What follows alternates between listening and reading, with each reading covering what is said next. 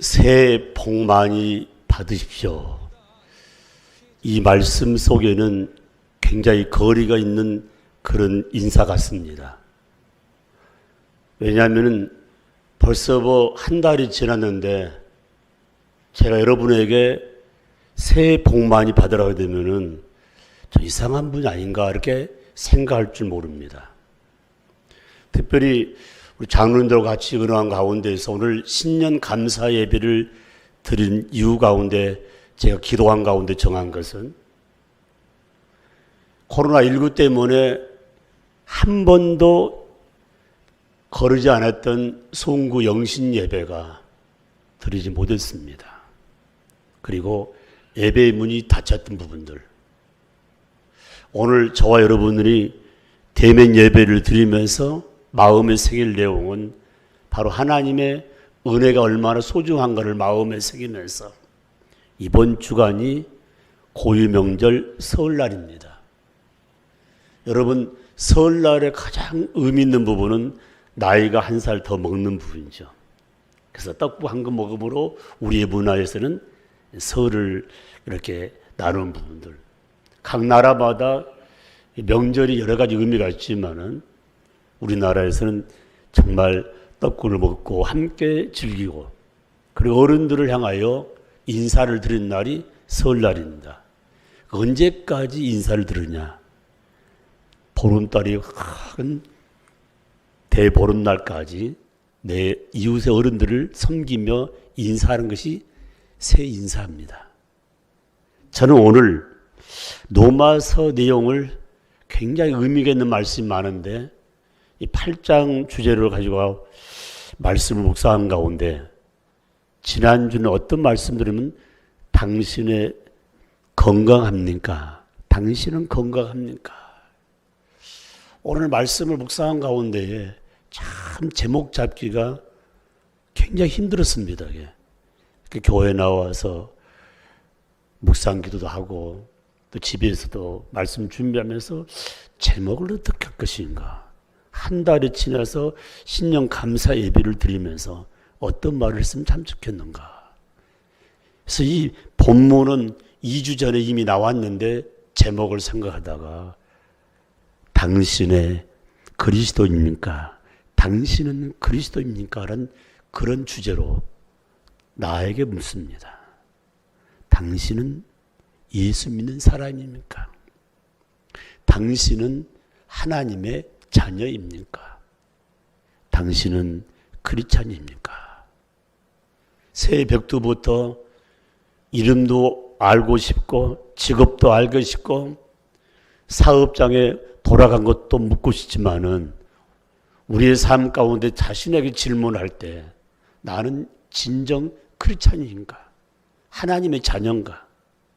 훈련된 주님의 제자인가를 반문하면서 이 말씀을 들으면서 새해 2021년에 하나님 이름을 높여드릴 수 있는 저와 여러분이 되시기를 주의 이름으로 축복합니다. 아멘.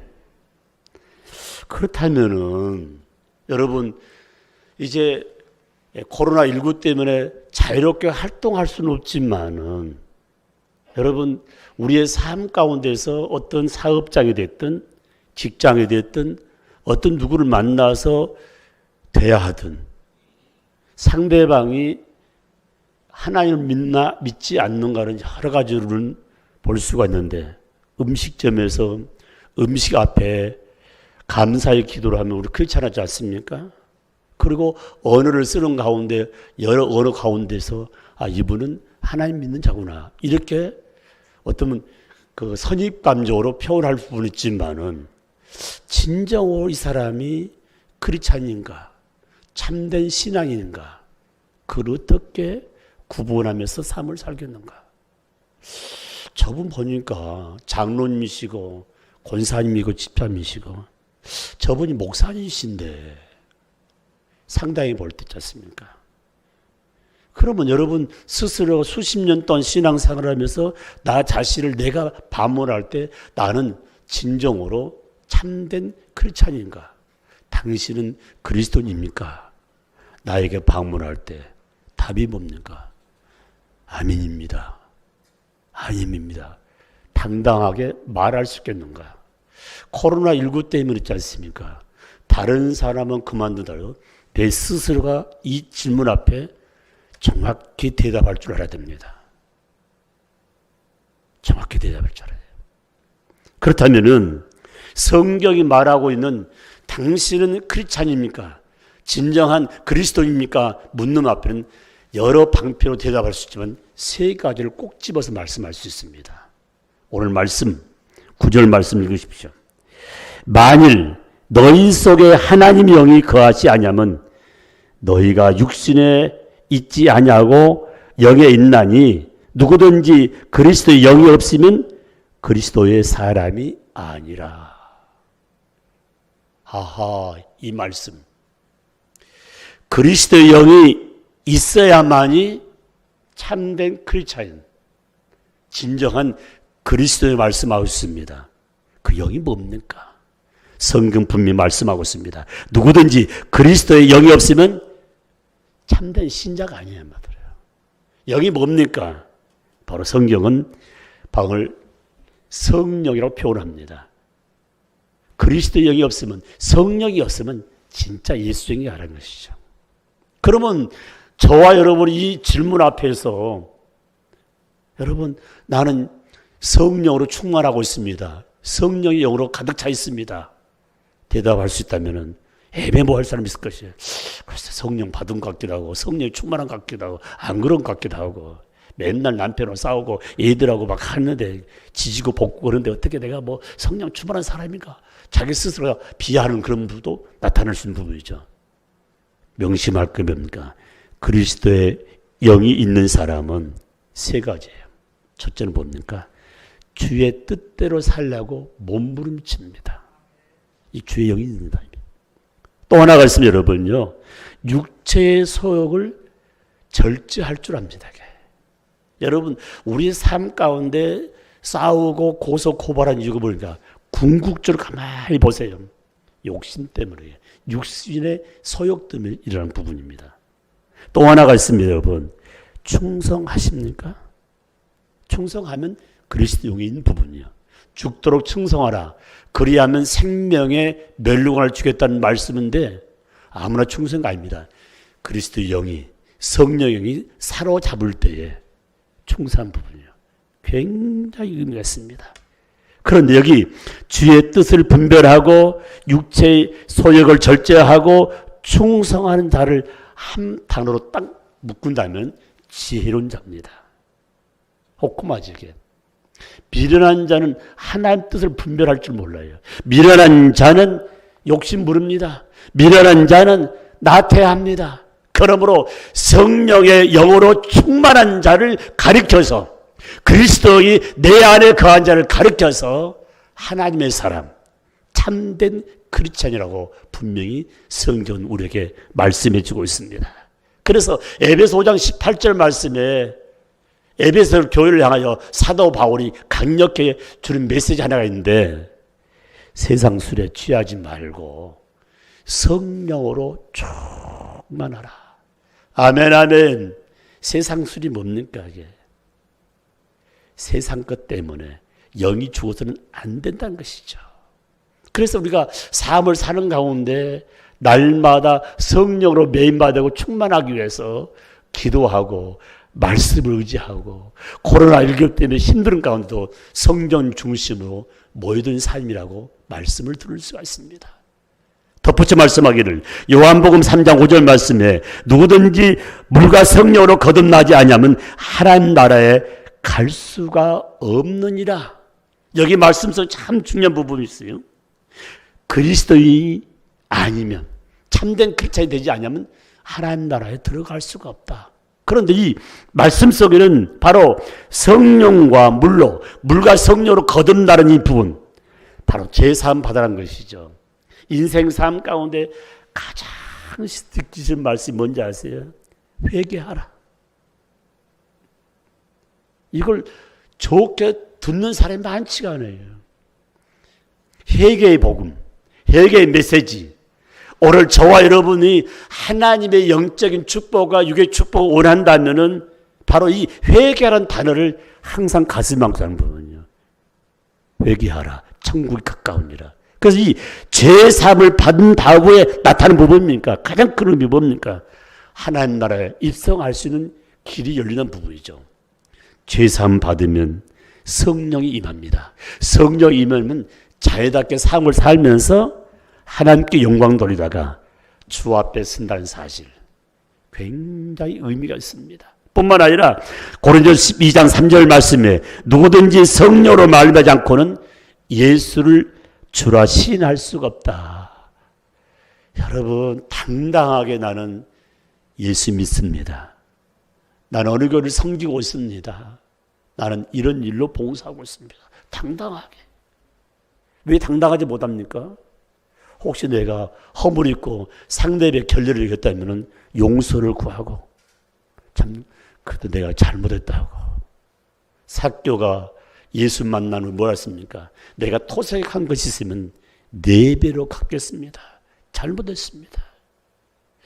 사랑하는 성도 여러분, 저와 여러분이 한 해를 시작하면서 신령 감사주일에 성령으로 충만할 때 성공된 삶을 사는 거예요. 여러분, 우리 삶 가운데 성공된 삶이 뭡니까? 하나님과 함께하는 삶이 성공된 삶입니다. 그래서 성경은 분명히 말씀하고 있습니다. 요한복음 3장 36절에 아들을 믿는 자는 영생이 있고 아들을 믿지 않는 자는 심판 지금 이루고 있다고 이렇게 표현하고 있습니다. 굉장히 큰 메시지입니다. 축복의 메시지입니다. 영생과 심판을 구별할 줄 아는 하나님 자녀는 성령으로 늘 무장한 삶. 그래서 성경은 우리가 말씀하고 있습니다. 로마서 8장 8절 말씀 보세요. 육신에 있는 자들은 하나님을 기쁘시게 할 수가 없느니라. 굉장히 의미 있는 말씀이에요. 사랑하는 성도 여러분, 사람을 기쁘게 하라, 하나님을 기쁘게 하라. 하나님께 좋게 하라, 사람들을 좋게 하라. 제가 오늘 새벽에 말씀드렸지 않습니까? 우리가 참 지혜로운 자였지 않습니까? 코로나를 염려할 것이 아니라 코로나가 밤에라도 일어나게 되면은 기저질환이 있고 몸이 약한 사람 바로 죽더라고 보니까요. 코로나가 무슨 게 아니고 내가 오늘 세상 떠난다 할지라도 내가 천국 갈 수 있는가를 다시 한번 점검하고, 내가 오늘 밤에 세상 떠난다면 내 자식들을 누가 책임지느냐, 그게 문제가 아니고 내 자녀들에게, 우리 가족들에게 복음 전파하지 못한 것을 한탄 여기면서 급한 일을 먼저 꺼야 되지 않겠습니까? 말이에요. 오늘 줄 메시지, 그리스도의 영이 없으면 하나님과 아무 관계가 없는 부분. 그래서 성경은 분명히 말씀하기를 성령으로 충만할 때에 모든 것을 능히 감당할 수 있는 힘과 능과 지혜를 쏟아부어 주겠다고 말씀하고 있습니다. 아버지, 저는 성령 받았습니다. 그래서 이단들이 꼭 거듭남과 성령을 터치하면서 당신 언제 구원받았냐고, 몇 시 아니, 그 말이 아니에요. 성경 어디에 구원받은 날짜와 시간을 정해놨습니까? 오늘 말씀대로 주님 뜻대로 살면 이미 성령으로 충만한 부분이요. 더 중요한 것은 육체의 속을 죽이고 충성하고 있다는 그 자체가 바로 성령의 이끌림이 없으면 할 수 없다는 사실을 깨달을 수가 있습니다. 두 번째 메시지입니다. 당신은 그리스도입니까? 갈라디아 6장 17절 말씀에 뭘로 표현하냐면 이렇게 말씀하고 있습니다. 그리스도의 흔적이 있으면 당신은 그리스도인입니다. 참 중요한 메시지예요. 흔적. 제가 이 나이가 들다 보니까 뭘 느끼냐면요. 여러분요, 장애물이 아무것도 없어도 넘어지고 미끄러지고요. 손에 쥐었던 것이 자꾸 빠지게 되고요. 그리고요, 제가 이 교회에서 이렇게 같이 우리 지구운동 일하다 이렇게 의자나 연장에 이렇게 다쳤는데 멍이 들었는데 멍이 사라지지가 않아요. 그냥 그게 점이 되더라고요. 아하, 이게 늙어가구나. 여러분, 그런 경험이 있는 분은 뭐냐면 똑바로 가는데도 넘어지고 손에 쥐은 것도 흐르게 되고 뭘 맞추려고 해도 마음은 잘 되는데 안 되는 부분이요. 여러분, 늙어간다는 이 사실을 마음에 새기면서 뭐라는 거예요? 오늘도 이게 옷을 입으면 지난번에 교회일하다 이렇게 다친 부분이 보니까 그들은 피자국이 보였는데 지금은 모이들은데 흩어지질 않더라고요. 여러분 몸에 어떤 흔적을 가지고 있나요? 흔적 없으면 진짜 크리스찬이 아니에요, 한마디로요. 갈라디아 6장 17절 말씀에 그리스도인은 그 몸에 그리스도의 바로 흔적이 있어야 한다고 말씀하고 있습니다. 어떤 흔적이냐면 한마디로요. 성경은 여러 가지로 말씀하고 있는데 내 몸에 예수 그리스도의 흔적을 지니고 산다고 고백할 수 있는 부분. 세상과 싸우는 사람. 어떤 사람입니까? 세상과 싸우는 사람. 인간전 싸움이 말이에요. 죄와는 피 흘리게 싸우는 부분. 다시 말하면 악한 영광과는 절대 양보가 없습니다. 그러나 우리가 세상과 더불어 삶을 살 때 아무리 내가 잘못하고 잘했고 떠나가지고 상대를 향하여 정말 한 가지쯤은 내가 잘못했다고 고백할 수 있는 부분이. 한번 생각해 봅시다. 저는 잘못했던 말을 참 많이 합니다. 잘못했습니다. 미안합니다. 그걸 풀지 못하고 같이 간다. 제가 오늘 새벽에 얘기했잖아요. 어쩌면 선후배는 그렇게 이해하고 용서도 잘하고 자네 목포 출신이냐고. 그렇다면 아이 그래 다 풀어보는데 교회 안에서는 딱 한 번 꼴더니 끝까지 큰 배설한 것처럼 예수의 흔적에 악한 흔적을 갖고 어떻게 우리가 축복을 누릴 수 있겠냐 한마디예요. 그래서 사도 바울이 말한 가운데에 너의 몸에 고난의 흔적이 있냐 이게요. 너의 몸에 예수 그리스도를 향한 영광의 흔적이 있냐 이게요. 그리고 내 신앙이 성장할 수 있는 경험의 흔적이 있냐고 반문하면서 우리에게 말씀하고 있습니다. 주님 영광을 위해서 옥에 갇히기도 하고 수없이 매도 맞기도 하고 태장과 돌을 맞아서 죽을 뻔한 그런 일들을 겪으면서도 마지막까지 뭡니까? 영혼 구원을 위해서 몸부림쳤던 바울과 더불어 실라. 여러분 동역자가 있다는 것이 얼마나 감사해요. 제 기도집이 작년까지 선한 동역자를 붙여달라고 했는데 다 붙여놓고 다 흐트러보면 무슨 의미가 있냐면요.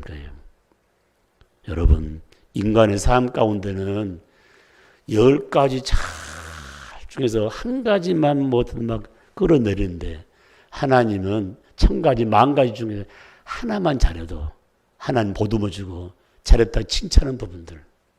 완전한 사람, 완전한 인격자는 없다는 사실을 마음에 새기면서 내 몸에 과연 예수의 흔적이 뭔가. 사도행전 16장 20절 말씀에 주님을 위해 쇠사슬을 받는 그런 삶을 살아봤냐. 주님을 위해서. 복음을 위해서, 십자가를 위해서 바울은 감옥도 가고 문매를 맞으면서 생명을 담보를 한 게 아니라 생명을 내던졌던 바울의 모습. 그래서 그가 복음 증가하다가 빌립보 감옥에 들어가서 뭐 한지 아십니까? 불평, 원망, 짜증은 다 잘했습니다. 하나님 좀 쉬라고 그렇게 가두는 걸 감사하면서 밤새 찬양하고 기도했을 때 몸에 잰 자크가 부르고 옥문이 열린 장면이 말씀 가운데 기록이 되어 있습니다. 예수의 흔적이 있는 자는 찬송소리가 끊기지 않습니다. 예수의 흔적이 있는 사람은 기도줄을 놓치지 않습니다.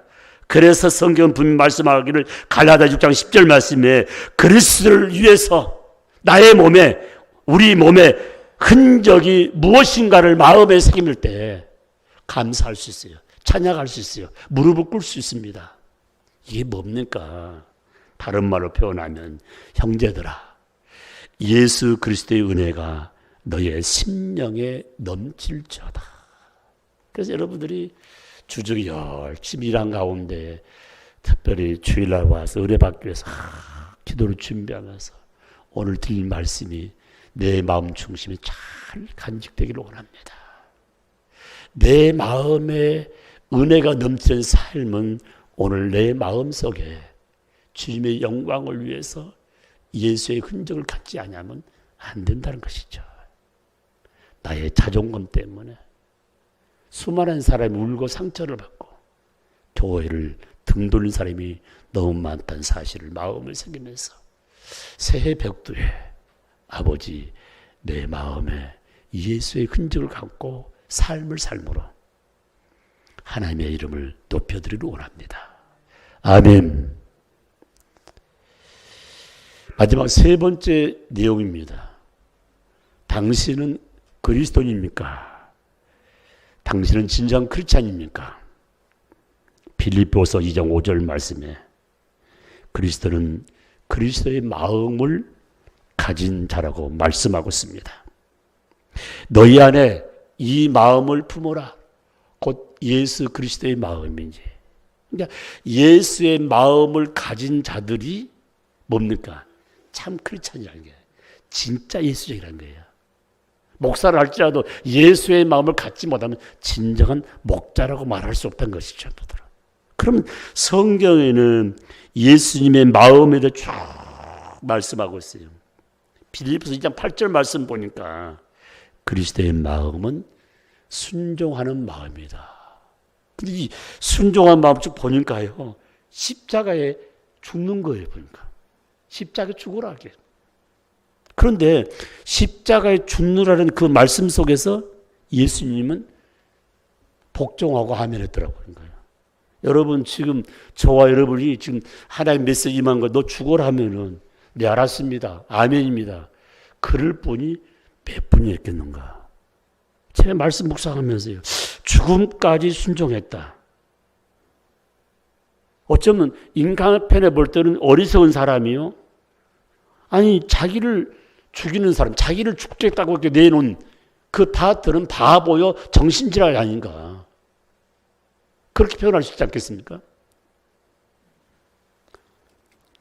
사랑하는 성도 여러분, 예수님 마음은 한마디로 표현하면 이것저것 따지지 않고 말씀이 임하면 아멘하며 순종하는 마음이 주님의 마음, 바로 참된 크리스찬의 마음이란 것입니다.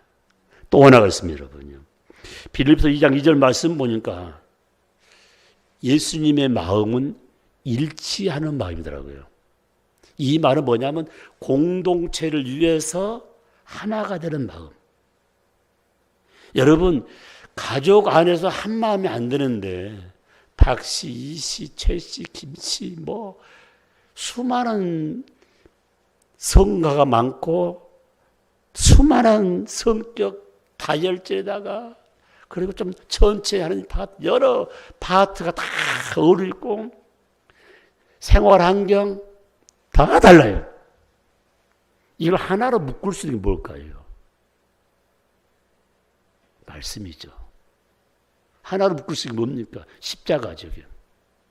우리 예수님이 하나가 되기 위해서 나를 포기한 것이죠. 성경 부인 말씀하고 있습니다. 공동체를 사랑하는 증거가 하나 되는 거죠. 공동체를 위해서 내가 희생한다는 거예요. 사랑이 하나가 되는 부분이죠.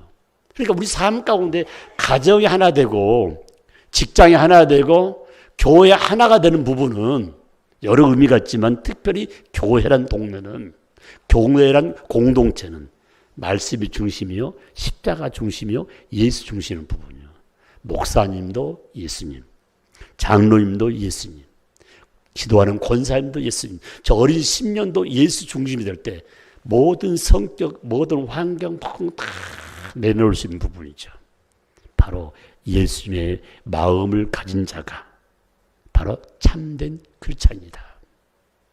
또 말씀하고 있습니다. 빌립보서 2장 7절 말씀 보니까 이렇게 말씀하기. 그리스도의 마음은 다툼을 일으키지 아니하며 허영심을 갖지 아니하며 자신보다 내 이웃을 소중히 여긴다. 이 말을 딱 묶으니까 뭐냐면 크리스찬의 마음, 그리스도의 마음은 겸손의 마음인 부분이죠. 제가 말씀을 가만히 묵상하면서 다툼을 일으키지 않냐고 허영심을 갖지 않고 자신보다 내 이웃을 소중히 여기는 삶. 참 어렵다는 부분. 그러니까 말로 이 겸손이라는 부분은 쉬운 일이 아니야 보니까요. 그래서 오늘 주님께서는 그 생애 가운데 30년 준비하고 30년 동안 사역한 가운데 가장 중요한 부분이 뭡니까? 절대로 내 이웃들을 업신여기지 않았다는 거예요. 짓밟히지 않았습니다. 나 저 사람 배기 싫어서 교회 다니기 싫다고. 여러분, 내 눈에 삶 가운데 상대방의 죄된 부분, 잘못은 보이지만 내 눈에 잘못은 안 보이는가. 그래서 성경은 티와 하나의 볼을 피워놨지 않습니까? 상대방에 있는 티는 잘 보이는데 너의 눈에 들보는 보지 뭐냐고 말씀하고 있잖아요.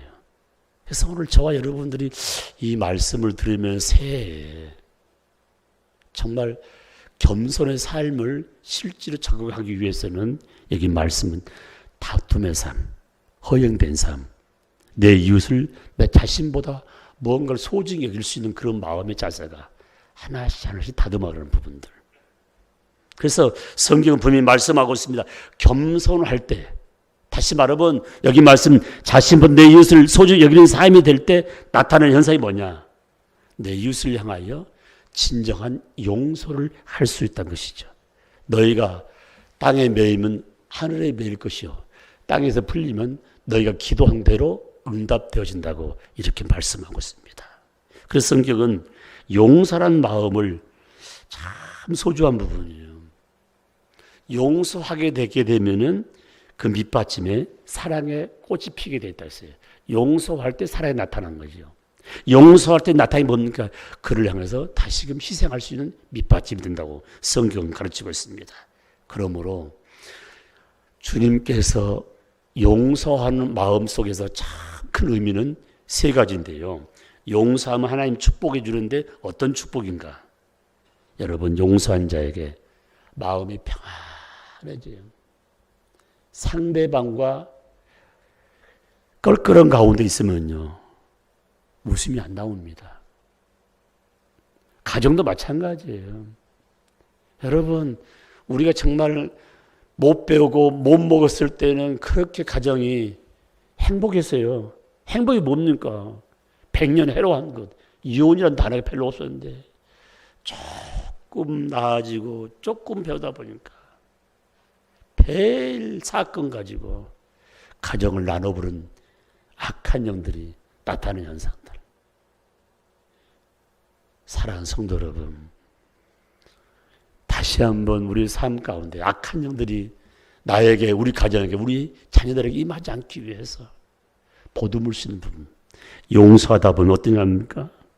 거기에 진정한 사랑이 나타나고, 용서하다 보니까 그 가운데 진정한 감사의 축복이 임한다는 사실을 마음에 새기면서, 아버지, 이 시간 내 마음속에 순종과 일치와 겸손과 용서하는 마음과 끝까지 변치 않고 살아가면서 하나님의 뜻을 이루기를 원합니다. 하나님의 뜻을 이루기를 원한다면 마태복음 20장 28절 말씀을 가슴에 안으시기 바랍니다. 그리스도의 마음, 예수님의 마음은 바로 대속의 마음이라고 표현되는데, 성경 전체 흐름을 딱 볼 때 있지 않습니까? 예수님의 마음을 하나로 딱 뭉치면 어떤 마음일까? 한 가지야. 몽땅 주는 마음이었다. 몽땅. 이 말은 뭔지 아십니까? 내가 가진 거 없이 몽땅 얘기해. 왜? 자신의 생명까지 우리를 위해서, 나를 위해서 주었다는 것이죠. 그래서 이 대속물이라는 내용을 생각할 때마다 몽땅, 남김없이 몽땅 주었다는 부분이요. 사랑은 받는 것이 아니고 주는 것이라고 수없이 우리가 막 애치고 약했지만은 새 2021년에 참 힘들고 어려운 때에 정말 몽땅 줄 수 있을 것인가? 이 부분입니다. 사랑하는 성도 여러분, 저는 오늘 새 신년 감사 예배를 드리면서 당신은 그리스도인입니까? 당신은 하나님 자녀일까? 되물으면서 하나님 자녀, 하나님의 사랑을 받고 사는 크리스천이라면 바로 바른 증거, 내가 크리스천이라는 바른 증거가 반드시 붓으로 따라와야 되는데 세 가지 말씀을 꼭 간직하면서 저는 오늘 이 내용을 함께 나누면서 기도하기를 원합니다. 나에게 그리스도의 영이 있습니다. 나의 몸에 성령의 영을 가득 차 있습니다. 항상 주의 뜻을 앞세우고 삶을 살겠습니다. 세상의 소욕을 끊어버리겠습니다. 육신의 소욕을 제거해버리고 주님을 위해 충성하며 지혜가 넘치는 삶을 살겠습니다. 우리의 고백이에요. 또 하나 해주세요. 나의 몸에는 그리스도의 흔적이 있습니다. 바로 그리스도의 십자가입니다. 비웃음, 고난, 세상의 매인 것, 영광의 흔적이 우리에게, 나에게 넘치기를 원합니다. 나의 마음속에 예수 그리스도의 마음으로 넘치고 있습니다. 몽땅 주는 마음을 간직하겠습니다. 순종, 겸손, 용서, 사랑, 하나님 뜻, 주께서 나를 살리시기 위해서 대속물이 되어 주심에 대해서 감사하며 감격한 삶을 살겠습니다. 오직 주만 사랑하고 오직 주만 자랑하고 오직 주만 전파하겠습니다. 이게 나의 고백이요.